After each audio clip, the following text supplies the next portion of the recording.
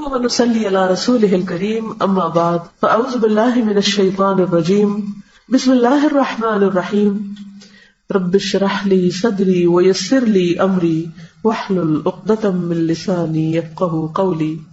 نیا سال محرم سے شروع ہوتا ہے اور محرم کا لفظی معنی کیا ہے؟ حرمت والا، حرام کیا گیا. نیا سال ہمیں کس چیز کی یاد دلاتا ہے؟ امن کی، پیس کی، کہ اس میں مسلمانوں کا جان، مال، آبرو ایک دوسرے پر حرام ہے. لیکن کتنی حیرت کی بات ہے کہ اسی مہینے میں ہم سب سے زیادہ ایک دوسرے کی جان، مال، عزت، آبرو حلال کر لیتے ہیں. خصوصاً آپ دیکھیں کہ پاکستان میں کیا ہوتا ہے محرم آنے پر، ہر ایک خوف زدہ ہوتا ہے. کیوں؟ کیا سوچ کے خوف زدہ ہوتا ہے؟ ایک دوسرے پر سب و شتم ہوتا ہے. سب و شتم کیا ہوتا ہے؟ گالی گلوچ ہوتا ہے. حتیٰ کہ بعض اوقات اس میں صحابہ کرام کو بھی نہیں چھوڑا جاتا. عام مسلمانوں کی عزت و آبرو تو اپنی جگہ، لیکن فللہ العزت ولرسولہ وللمؤمنین، اور مومنوں میں بھی جو نبی صلی اللہ علیہ وسلم کے ساتھی تھے ان کی عزت و آبرو ہم سے کہیں زیادہ محترم ہے. تو یہ بڑی دکھ اور تکلیف کی بات ہے کہ اس مہینے میں اور اسلامی سال کے آغاز میں جس چیز سے ہمیں سب سے زیادہ پرہیز کرنا چاہیے اور جس سے رکنا چاہیے ہم وہی کرنے لگتے ہیں. عزت و آبرو کے بعد جان، مال، املاک، وہ سب بھی آپ کے سامنے. اس کی کیا وجہ ہے؟ لوگوں کے پاس علم نہیں. بعض اوقات علم ہوتا ہے لیکن پھر کیا چیز ہوتی ہے کہ عمل نہیں ہوتا. علم اور عمل کے بیچ میں ایک اور چیز ہوتی ہے اور وہ ہے تقوی، اللہ کا ڈر. جس علم کے ساتھ اللہ کا ڈر نہیں آتا، تقوی نہیں آتا، وہ علم عمل میں نہیں بدلتا. اسی لیے آپ دیکھیں کہ قرآن مجید کے شروع میں شرط لگا دی گئی، کیا؟ ذالک الکتاب لا ریب فیہ ھدی للمتقین، یہ کتاب متقین کو ہدایت دے گی. یعنی جس کے دل میں اللہ کا ڈر ہوگا اس کو ہدایت ملے گی اس کتاب سے. اور ہدایت کا معنی آپ کو معلوم ہے نا، کسی کو راہ دکھانا اور اس پر چلانا اور منزل تک پہنچانا. کتاب کھولنے سے راہ تو نظر آتی ہے، لیکن اس پہ چلنا اور پھر منزل تک پہنچنا یہ صرف اس وقت ہوتا ہے جب انسان کے اندر کیا آتا ہے؟ تقوی، اللہ کا ڈر. اللہ کا ڈر ایسی چیز ہے کہ انسان چاہے سب لوگوں کے بیچ میں ہو، چاہے وہ تنہا ہو، دن میں ہو یا رات میں ہو، اندھیرے میں ہو یا روشنی میں ہو، کہیں بھی ہو، وہ حرام سے بچتا ہے، وہ غلط چیزوں سے بچتا ہے، وہ اللہ کی نافرمانی سے بچتا ہے. محرم سے پہلے کیا ہوتا ہے؟ ذوالحج. ذوالحج کس بات کی یاد دہانی کراتا ہے؟ آخرت کی اور قربانی کی. کس کی قربانی؟ ابراہیم علیہ السلام اور اسماعیل علیہ السلام کی قربانیوں کی یاد، ان کی اطاعت، فرما برداری اور اخلاص. اسی کی وجہ سے اللہ نے ان کو وہ گھر بنانے کی توفیق دی اور پھر لوگوں کو اس کی طرف مائل کیا اور لوگوں کے لیے خیر و بھلائی کا ذریعہ بنا دیا اس کو. قربانیوں کا یہ سلسلہ چلتا رہا. پھر یہ قربانیاں اور کس نے دی؟ مختلف انبیاء کے علاوہ خاص طور پر نبی صلی اللہ علیہ وسلم نے. نبی صلی اللہ علیہ وسلم نے کون کون سی قربانیاں کی تھی؟ گھر کی کیا کی تھی؟ ہجرت. ہجرت کب ہوئی تھی؟ نبوت کے 13ویں سال. مہینہ کون سا تھا؟ اسلامی کیلنڈر کا آغاز محرم سے کیوں ہوتا ہے؟ اس کی خاص وجہ کیا تھی؟ کیونکہ ہجرت ہوئی تھی. ہجرت سے ہی تو آغاز ہوا تھا اسلامی کیلنڈر کا. لیکن آپ نے دیکھا کہ شیطان نے ہمارا دھیان کس طرف کروا دیا. محرم کا لفظ آتے ہی ہمارا سارا خیال، سوچ اور پورے کا پورا ایک ماحول بدل جاتا ہے. کسی کو ہجرت یاد آتی؟ نہیں آتی نا.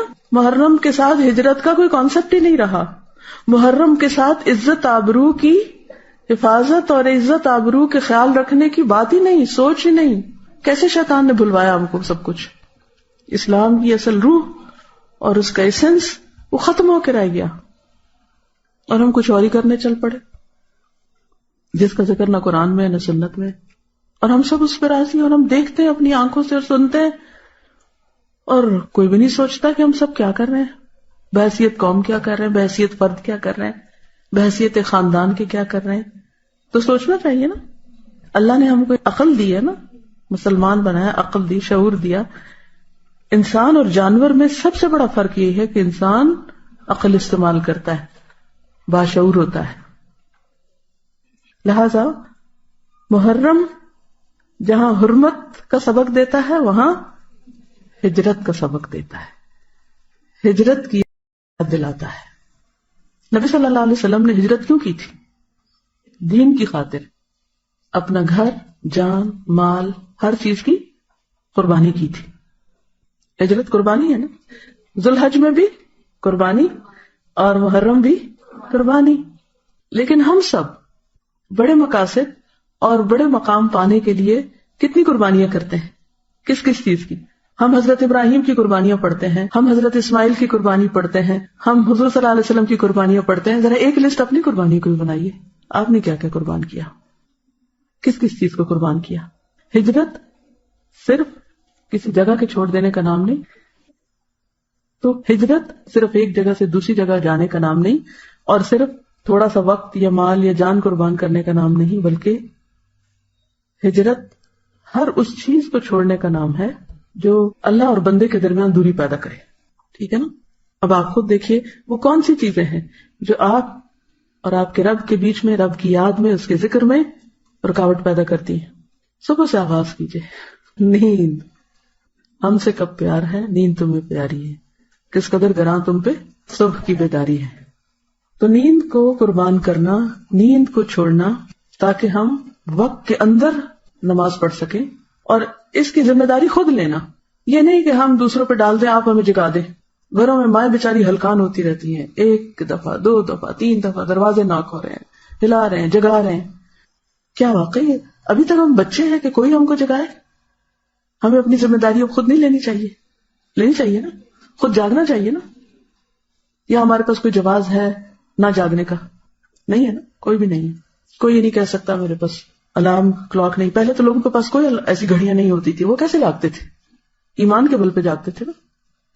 اگر آپ کے اندر اللہ کا ڈر ہے اور اللہ کا ذکر کر کے آپ سوتے ہیں، بلیو می، آپ کتنے بھی تھکے ہوئے، اگر آپ اللہ تعالیٰ سے رات دعا کر کے سوئیں کہ اللہ تعالیٰ مجھے اتنے بجے جگا دے، لازماً آپ جاگ جائیں گے. آپ کی نیت اور ارادہ ہونا چاہیے. اگر آپ کی صبح کی نماز لیٹ ہوتی ہے یا قضا ہوتی ہے تو اس کا مطلب یہ ہے کہ آپ قربانی کرنا نہیں جانتے، اصل ہجرت نہیں کی ابھی تک آپ نے. تو ہمیں یہ دیکھنا ہے کہ کہاں کہاں ہمیں دین پر عمل کرنے میں مشکل پیش آ رہی ہے. اچھا، جب ہم مشکل کی بات کرتے ہیں ہم ساری باہر کی مشکلات کا ذکر کرتے ہیں. ماحول ایسا ہے، معاشرہ بڑا خراب ہے، فلاں بڑا خراب ہے، ایسا ہو رہا ہے، ویسا ہو رہا ہے، دنیا بھر کی باتیں. اور جو مشکلات ہمارے اپنے اندر ہیں ان کو ہم بھول جاتے ہیں. کچھ ہمارے اپنے اندر رکاوٹیں، کچھ کمپلیکسز ہیں دین پر عمل کرنے سے جو ان کو روکتے ہیں. مثلاً کسی شادی کے موقع پر باحیا لباس پہننے سے کیا چیز روکتی ہے ہمیں؟ اندر کا کمپلیکس نا. کیا کہ لوگ کیا کہیں گے، ہم کو یہ اچھا نہیں سمجھے گا، ہم اس کی نظر میں نہیں جچیں گے، یہ ہمیں بیکورڈ سمجھیں گے، وہ برا بھلا کہے گا. تو یہ لوگ تو باتیں کرتے رہتے ہیں، لوگوں کی باتیں تو باتیں ہی ہوتی ہیں. اصل بات یہ ہے کہ ہم کہاں کھڑے ہیں، ہم نے کیا فیصلہ کیا، ہم نے کیا ڈیسائیڈ کیا. آخر کیا وجہ ہوتی ہے کہ کچھ لوگ ایک چیز سنتے ہیں اور اس کے حسن حصے پر عمل کرتے ہیں اور اس میں وہ استقامت اختیار کرتے ہیں، پکے رہتے ہیں، دنیا ادھر کی ادھر ہو جائے وہ کہتے ہیں میں نے تو اپنے رب کو ہی راضی کرنا ہے. اور کچھ لوگ ہر ہوا کے جھونکے کے ساتھ ادھر کو گر پڑتے ہیں، سوکھے پتے کی طرح اڑتے رہتے ہیں، کوئی ان کی منزل ٹھکانا نہیں ہوتا. تو ہمیں اپنے آپ کو دیکھنا ہے کہ ہم کہاں کھڑے ہیں. بعض اوقات ہمیں شیطان دھوکہ دیتا ہے، تم نے تو حجاب بھی کر لیا ہے اور تم تو نماز بھی 5 وقت پڑھنے لگ گئی ہو، اب تو تم بڑی نیک ہو گئی ہو. کسی کا قول ہے کہ بعض لوگ گناہ کر کے جنت میں داخل ہوں گے اور بعض نیکی کر کے جہنم میں. بظاہر دیکھنے میں تو بڑی الٹی سی بات لگتی ہے نا. عام قاعدہ کیا ہے کہ جو نیکی کرے گا وہ جنت میں جائے گا اور جو برا کرے گا وہ جہنم میں جائے گا. لیکن کسی نے کہا کہ نہیں، بعض نیکی کرنے والے جہنم میں جائیں گے اور بدی کرنے والے جنت میں. کیسے؟ اس کی وضاحت ابن القیم الجوزیہ نے کی ہے. وہ کہتے ہیں کہ بعض انسان ایسے ہوتے ہیں باشعور کہ اگر ان سے کوئی غلط کام ہو جائے، کوئی کوتاہی ہو جائے، کوئی برائی ہو جائے، وہ اتنے پشیمان ہوتے ہیں، اتنے نادم ہوتے ہیں، ان کو بار بار اپنے گناہ کا احساس ہوتا ہے اور وہ توبہ ہی کرتے رہتے ہیں. ان کی یہ توبہ ان کو جنت میں لے جاتی ہے، کیونکہ ان اللہ یحب التوابین، اللہ توبہ کرنے والوں سے محبت کرتے. اور تواب فعال کے وزن پر کیا ہے؟ بہت زیادہ توبہ کرنے والے، کہ جو روتے ہیں کہ یا اللہ ہم سے غلطی ہو گئی. اور اس کے لیے پہلی شرط کیا کہ انسان مان جائے کہ مجھ سے غلطی ہوئی. اور یہ ماننا ہی بڑا مشکل کام ہے کہ کوئی کہے کہ ہاں مجھ سے غلطی ہوئی. اکثر آپ نے دیکھو کہ لوگ مانتے ہی نہیں، جھوٹ بول جاتے ہیں یا دوسروں پہ ڈال دیتے ہیں یا تعویل کر لیتے ہیں. غلطی نہیں مانتے تو توبہ کیسے ہوگی اگر غلطی مانی ہی نہیں؟ یہ بھی کمپلیکس ہے نا اندر کا. اگر انسان فیصلہ کر لے کہ ہاں میں کمزور انسان ہوں، میں کون سا فرشتہ ہوں، مجھ سے تو غلطی ہوگی، ہر ایک سے ہوتی ہے، مجھ سے بھی ہوگی. تو لا الہ الا انت سبحانک، پاک تو صرف تو ہے، انی کنت من الظالمین، میں تو ہوئی خطا کار. تو پھر کیا ہوتا ہے؟ ایسا شخص اپنی ندامت کی وجہ سے، شرمندگی کی وجہ سے، غلطیوں پر رونے کی وجہ سے جنت میں پہنچ جاتا ہے. اچھا، اس کے برعکس دوسرا شخص جس کو اللہ کی توفیق سے کوئی نیکی کا موقع ملا، تو پھر اس نے کیا کیا؟ بڑا خوش فہمی میں مبتلا ہو گیا، میں تو اتنا نیک ہوں، حج کر کے آیا ہوں. یہ ان سب نے تو حج نہیں کیا. واہ کیا ہے، کیا شان ہے، میں نے حج کیا، میں نے صدقہ کیا، میں نے یہ کیا، میں نے وہ کیا، اور وہ اس خوش فہمی میں اپنے اندر بھرا رہے میں بڑا نیک ہوں، اب تو میرے سارے گناہ معاف ہو گئے، اب تو کیا فکر کی بات ہے. یا میں نے کوئی بھی، جیسے روزہ، میں تو روزہ رکھتا ہوں، یہ سارے تو روزہ بھی نہیں رکھتے. انسان دوسروں کو حقیر سمجھنے لگے اور اپنے آپ کو بڑا نیک سمجھنے لگے. کسی کو نماز پڑھتا دیکھے تو کہا اس کی کیا نماز ہے، اس کو تو نماز ہی نہیں پڑھنی ہے، تو میں دیکھو کیسے خشوع خضوع سے پڑھتا ہوں. یہ کتنی بڑی مصیبت ہے کہ جب کسی کو نیکی کی توفیق ہو جاتی ہے تو عموماً شیطان کہاں سے آ کے گرتا ہے؟ کہاں سے گرتا ہے؟ خوش فہمی میں مبتلا کر دیتا ہے، تم بڑے نیک ہو گئے ہو. وہ بار بار خیال ڈالتا ہے کہ تم بڑے اچھے ہو، اور باقی سب. اور چلو اگر یہ نہ بھی خیال ڈالے، یہ خیال ڈالنا ضرور شروع کر دیتا ہے کہ باقی سارے بڑے خراب ہیں. لوگوں کو انسان حقیر سمجھنے لگتا ہے، اور یہاں سے تکبر آ جاتا ہے. اور جس کے دل میں رائی کے دانے برابر تکبر ہو، جنت میں نہیں جائے گا. کتنی خطرناک بات ہے. پھر کیا کرنا چاہیے؟ ہمیشہ اپنی غلطیوں پہ نظر رہے اور دوسروں کی اچھائیوں پہ نظر رہے کہ اس کے اندر یہ کتنی اچھی خوبی ہے. اگر ہم ہر ایک کے ساتھ ایسے ہی معاملہ کریں گے نا کہ اس کی اچھائیاں دیکھیں گے، یقین کریں ایک تو اپنا دل بڑا ٹھنڈا رہے گا، جس کو آپ دیکھیں گے خوش ہو جائیں گے.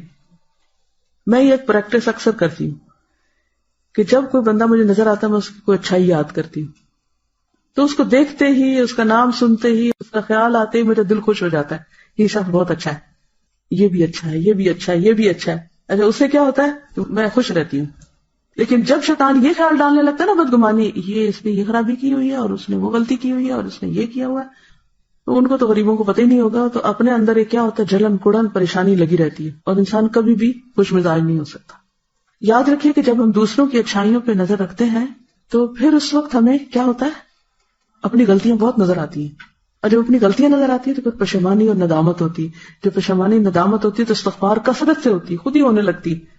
بعض اوقات ہم ایک عمل عرصے تک کرتے رہتے ہیں اور پھر بھول جاتے ہیں. اسی لیے جو کامیابی کی 4 خصوصیات بتائی گئی نا، ان میں وتواصوا بالحق وتواصوا بالصبر. ہم سب بھولنے والے، ہم سب کو یاد دہانی چاہیے تھی. کوئی عالم ہو، جاہل ہو، بڑا ہو، چھوٹا ہو، مرد ہو، عورت ہو، جوان ہو، بوڑھا ہو، سب کو یاد دہانی چاہیے. ہر ایک کو چاہیے، مجھے چاہیے، آپ کو چاہیے. تو اس لیے بہت ضروری ہے کہ ہم علم کی مجلسوں کے ساتھ ہر قیمت پہ جڑے رہیں، یا سیکھنے والے بن جائیں یا سکھانے والے بن جائیں. یہ نہیں کہ یہ سال آپ نے قرآن کے ساتھ گزارا ہے اور اس کے بعد آپ سب کچھ بند کر کے سب بھلا دیں، یہ نہ ہو. تو ہم سب کو محرم میں کیا کرنا ہے؟ ہجرت کرنی ہے. ٹھیک ہے؟ کس چیز سے؟ نفس کی پرستش سے نکل کر اللہ کی اطاعت کی طرف ہجرت، جھوٹ سے سچ کی طرف، تکبر سے عاجزی کی طرف، شکوے سے شکر کی طرف، سستی سے چستی کی طرف، مایوسی سے امید کی طرف، غیبت سے نصیحت کی طرف. کسی کے اندر خامی دیکھے تو اس کو نصیحت کر دیں، اس کو بتا دیں کہ ایسا نہ کیا کرو. گناہوں سے نیکیوں کی طرف، ناراضگیوں سے درگزر کی طرف. بس حق نہیں کہ کسی کے ساتھ ایسا سلوک کرو. تو انشاءاللہ اللہ سبحانہ وتعالی ہماری مدد کرے گا اگر ہم نے اللہ کے دین کی مدد کی. ان تنصروا اللہ ینصرکم ویثبت اقدامکم. اگر اللہ کو ہماری ہجرت پسند آ گئی تو کیا ہوگا؟ رحمتوں کے دروازے کھل جائیں گے اور نیکیوں کی طرف اور رستے آسان ہو جائیں گے انشاءاللہ. اجازت. السلام علیکم ورحمۃ اللہ وبرکاتہ.